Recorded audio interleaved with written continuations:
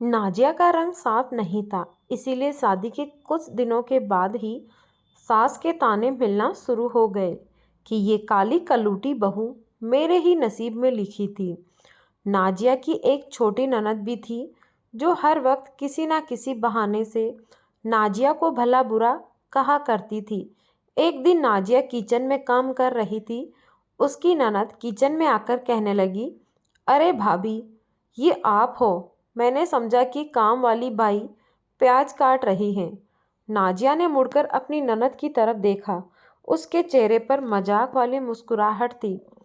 उस दिन के बाद से नाजिया ने खुद पर ध्यान देना शुरू कर दिया ताकि कोई उसे काम वाली बाई ना समझे, क्योंकि काम वाली बाई भी काली थी।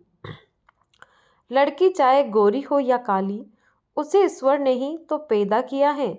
लेकिन हमारी सोसाइटी ने आज ये कानून बना रखा है कि हर काले रंग वाली लड़की बेचारी सारी उम्र दूसरे लोगों का मजाक बनती रहती है। एक दिन नाजिया अपनी बहन के यहाँ जाने के लिए तैयार हुई तो उसने लाल रंग का एक खूबसूरत सूट पहना, थोड़ा बहुत मेकअप भी कर लिया। वह हकीकत में देखने में फ्रेश और अच्छी लग रही थी। उसका पति घर के बाहर मोटरसाइकिल स्टार्ट किए उसका इंतजार कर रहा था। नाजिया जैसे ही अपने कमरे से बाहर निकली और सास की उस पर नज़र पड़ी तो सास ने मुंह ही मुंह में उसे कोसना शुरू कर दिया। एक तो ऐसा काला रंग और फिर लाल सूट। अरे बहू, कुछ तो अपनी लाज रख लेती। जाओ और कोई हल्के रंग का सूट पहनो, ये तुम पर बिल्कुल भी अच्छा नहीं लग रहा है। यह सुनकर नाजिया का सारा आत्मविश्वास टूट गया। उसे ऐसा महसूस होने लगा कि जैसे उसके पैरों में जान ही नहीं बची है। सास के पास बैठी उसकी ननद भी अपनी माँ की हाँ में हाँ मिलाने लगी और जहरीले अंदाज में कहने लगी, अरे भाभी, आप हल्के रंग का सूट पहना करें, ये भारी रंग आपके ऊपर बिल्कुल भी अच्छा नहीं लगता है। उस दिन नाजिया का दिल पूरी तरह टूट गया था। वो बाहर खड़े अपने पति से ये कहकर कमरे के अंदर चली गई कि मैं 5 मिनट में आती हूँ। थोड़ी देर के बाद जब वो कमरे से बाहर निकली तो उसने एक ब्राउन रंग का सूट पहन रखा था। चेहरा मेकअप से खाली था और आंखों में आंसुओं की एक लड़ी।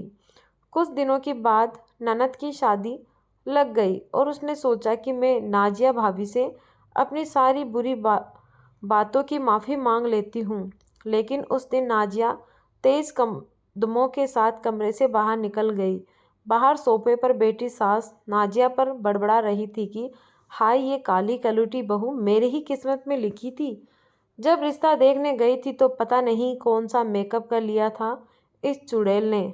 मुझे क्या मालूम था कि ये इतनी काली है कि तवा भी इसे देखकर शर्माए।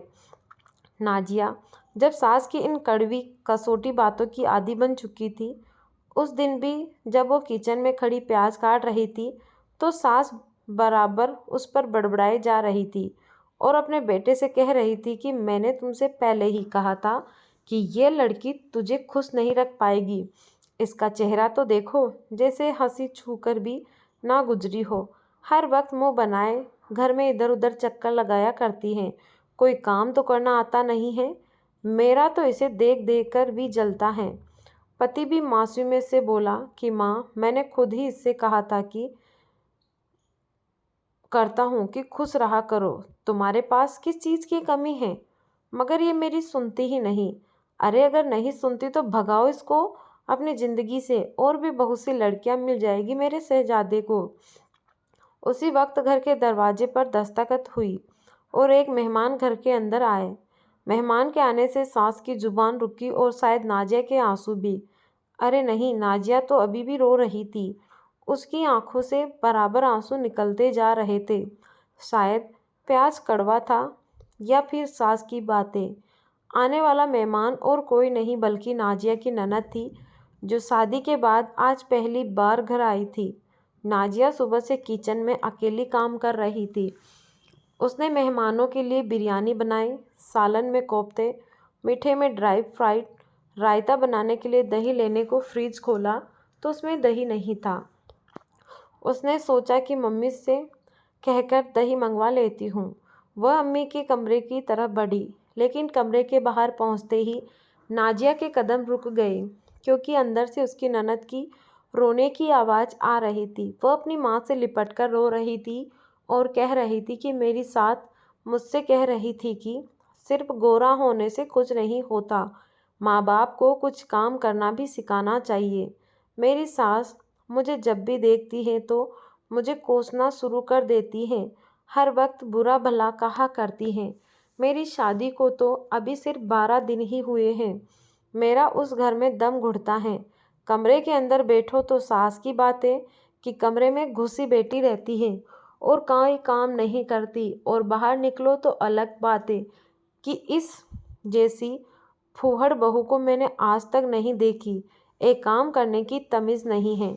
मेरी सास हर रोज़ मेरे पति से मेरी शिकायत लगाती है, और आज सुबह तो ऐसा हुआ कि मेरे पति ने सारे घर वालों के सामने मेरे गाल पर एक तमाचा मार दिया। कमरे के बाहर खड़ी नाजिया का दिल जैसे धड़कना भूल गया हो। वह सोच रही थी कि क्या ईश्वर की तरफ से इंसाफ इतनी जल्दी होने लगता है। ईश्वर हर बेटी का नसीब अच्छा करे।